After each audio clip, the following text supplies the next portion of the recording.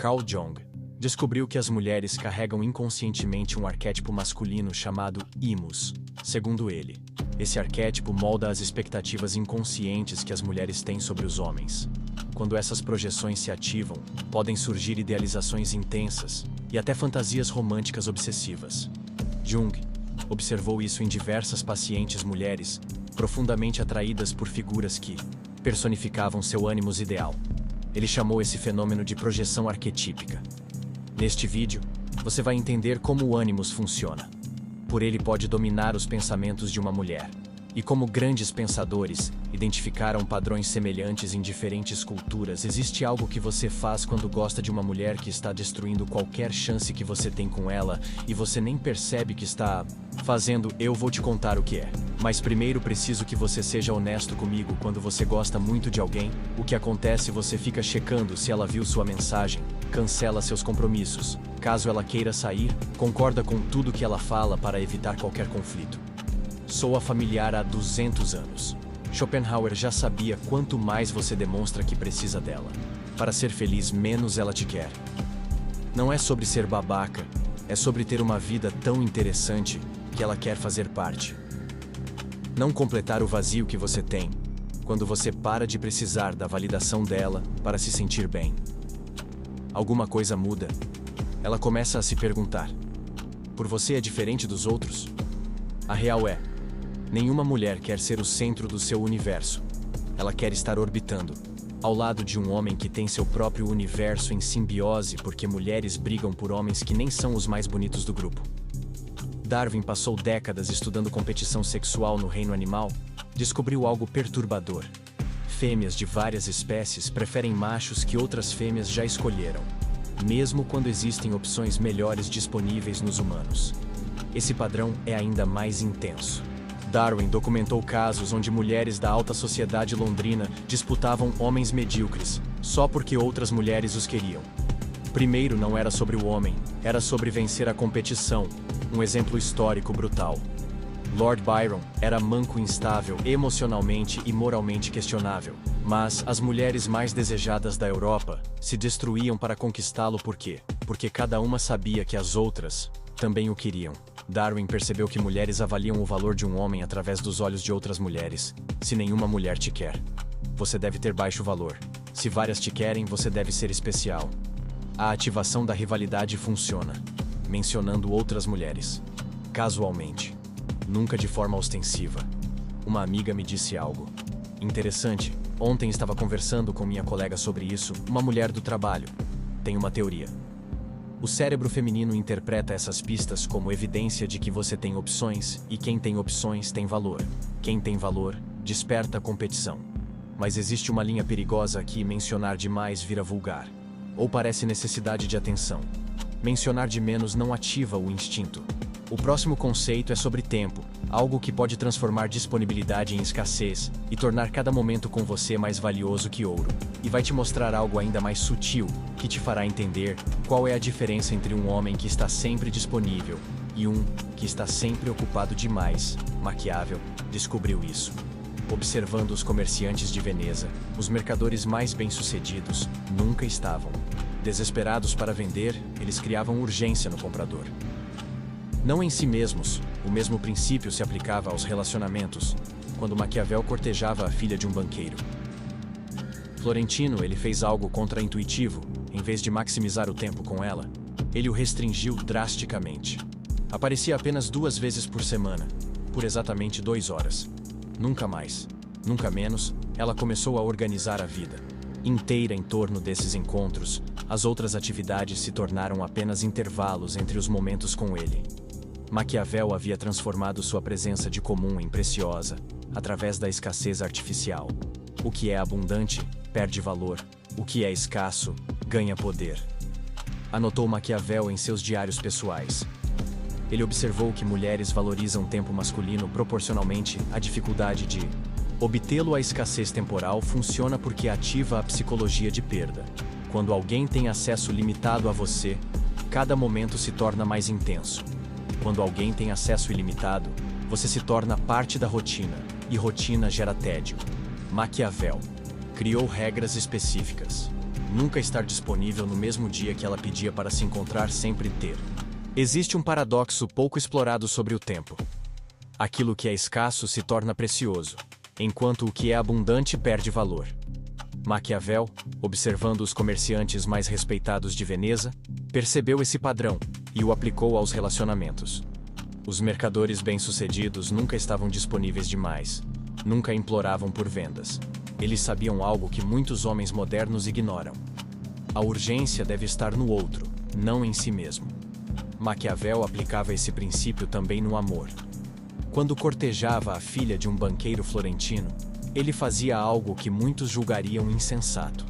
Aparecia apenas 2 vezes por semana, sempre no mesmo horário, por exatamente 2 horas, nunca mais, nunca menos. E, sobretudo, ele encerrava os encontros quando o clima ainda estava no auge. Nunca deixava a energia morrer naturalmente. O resultado? A moça reorganizou a própria vida em torno daqueles encontros. Tudo o mais passou a parecer intervalos entediantes entre os momentos em que ela o via. Era como se a semana inteira fosse apenas a espera pelas 2 horas com Maquiavel. O que é escasso ativa automaticamente um mecanismo ancestral no cérebro humano: a urgência da sobrevivência. A escassez do tempo com Maquiavel tornava sua presença valiosa, não por carência, mas por seletividade. Ele demonstrava sem dizer uma palavra que tinha um mundo próprio e que ela precisaria conquistá-lo para fazer parte dele. Isso não é indiferença. Isso é saber quem se é. E há um momento, dentro dessa escassez, que é ainda mais poderoso: o silêncio. A maioria dos homens, quando gosta de uma mulher, se transforma em apresentador de talk show. Conta tudo, explica cada piada, preenche cada segundo com palavras. Mas o silêncio, quando bem utilizado, é uma linguagem superior.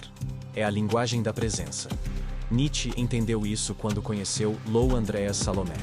Enquanto outros homens tentavam conquistá-la com elogios, histórias e declarações grandiosas, ele permanecia em silêncio, observador, presente, inteiro. Mas não era timidez, era estratégia. Nietzsche sabia que o cérebro humano odeia lacunas. Diante do silêncio, a mente da mulher tentava preencher os espaços. Por que ele não fala? O que ele está pensando? Ela se perguntava.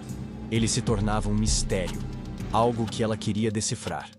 Resultado: era ela quem puxava assunto, fazia perguntas, tentava entender quem ele era. Ele inverteu a dinâmica, sem dizer uma palavra. Isso é o que chamo de magnetismo quieto. Quando você não tenta ser inesquecível, você é, porque não compete com o barulho.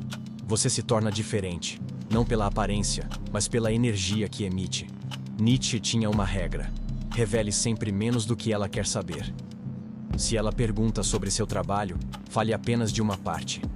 Se pergunta sobre sua família, dê um vislumbre, não um relatório completo.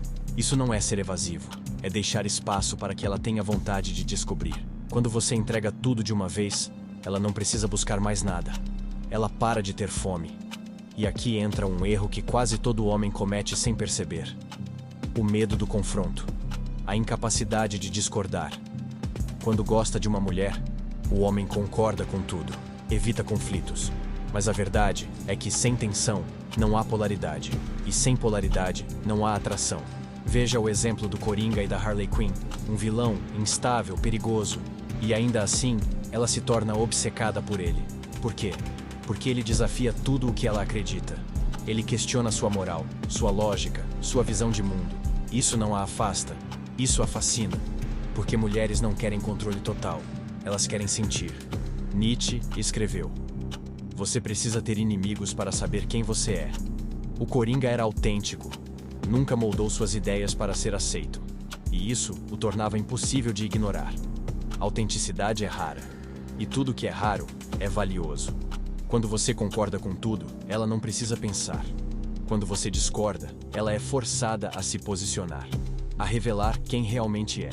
Relações intensas sempre têm debate, confronto, choque de ideias. Sem isso, tudo vira monotonia. Mas vamos aprofundar.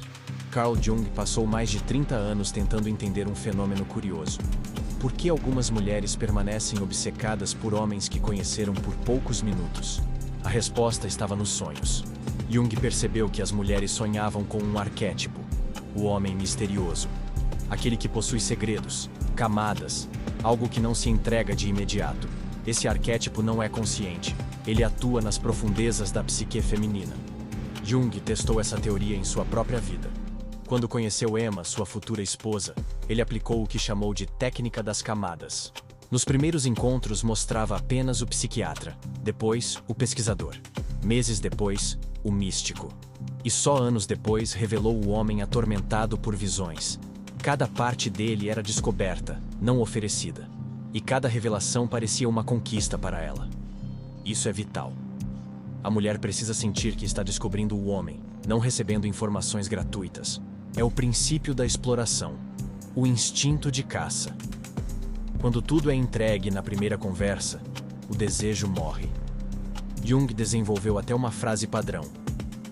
Essa é uma história interessante, mas talvez para outro momento. Essa simples frase faz milagres. Ela sugere que há mais, mas que é preciso conquistar. Ela ativa a curiosidade sem parecer evasiva. Agora vamos falar de algo ainda mais chocante: a rejeição seletiva. Maquiavel entendeu que, em relacionamentos, o sim mais poderoso é um não bem colocado. Durante o cortejo de uma condessa, ela lhe ofereceu custear uma viagem. Ele respondeu: "Eu pago minhas próprias viagens." A mulher ficou perplexa. Ninguém havia rejeitado sua generosidade antes. E essa rejeição, em vez de afastá-la, a atraiu ainda mais. Ela passou a persegui-lo. Por quê? Porque escassez gera valor. Aceitar tudo que ela oferece transmite desespero. Rejeitar seletivamente transmite autossuficiência. E a autossuficiência é magnética. O homem que não precisa, mas escolhe, é irresistível. Ele é o prêmio. E por falar em ser o prêmio, vamos a um dos conceitos mais perigosos: a inversão de papéis. Schopenhauer, em uma festa da elite alemã, se sentou sozinho lendo um livro. Enquanto todos os outros homens tentavam cortejar as mulheres mais bonitas, ele simplesmente ignorou todas. A condessa mais admirada se aproximou. Ele nem levantou os olhos. Disse: "Desculpe, estou no meio de algo importante." Ela ficou perplexa. Ele virou o jogo. Fez ela sentir que precisava se provar. Fez ela trabalhar por sua atenção. Quando o homem se posiciona como prêmio, a mulher ativa um instinto ancestral de conquista. Ela se sente desafiada. E desafio, para a psique feminina, é estímulo. É sinal de que ele tem valor. Mas não é só isso. Schopenhauer fazia perguntas sobre realizações, não sobre aparência. Queria saber o que ela pensava, não apenas o que ela sentia. Tratava-a como um ser humano complexo e não como um troféu. Resultado?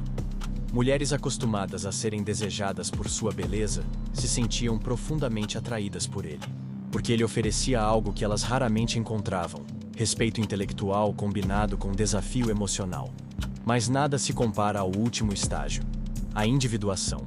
Jung descobriu que existe um tipo de homem que atrai mulheres naturalmente, sem técnica, sem manipulação. Por quê? Porque ele se tornou alguém completo. Aos 38 anos, Jung estava à beira do colapso. Sua carreira era um sucesso. Mas dentro dele havia um vazio. Ele passou 3 anos isolado, enfrentando medos, visões, traumas. Perguntou-se: quem eu realmente sou? Essa jornada o transformou. Quando emergiu, não era mais o mesmo homem. Ele havia se tornado inteiro. E essa inteireza é sentida. Mulheres se sentem atraídas não por quem você finge ser, mas por quem você realmente é, quando você finalmente se encontra. A individuação elimina o medo da rejeição, elimina a necessidade de aprovação, elimina a carência, porque você se basta. E o homem que se basta, paradoxalmente, atrai mais do que aquele que busca. Jung criou exercícios para acelerar esse processo: enfrentar seus maiores medos, integrar seus aspectos sombrios, questionar todas as crenças herdadas. É doloroso, mas te torna inabalável, te torna magnético e, acima de tudo, te torna livre. Quando você se torna esse tipo de homem, algo muda. Você para de correr atrás, e o mundo começa a correr atrás de você. Mulheres sentem sua presença. Elas sabem, instintivamente, que você é diferente. Porque você não está ali para completar ninguém. Está ali para compartilhar um universo que já é inteiro. E esse é o segredo final. Não tente impressionar. Transforme-se em alguém que impressiona pelo simples fato de existir. Alguém que não precisa falar alto, porque sua presença já diz tudo.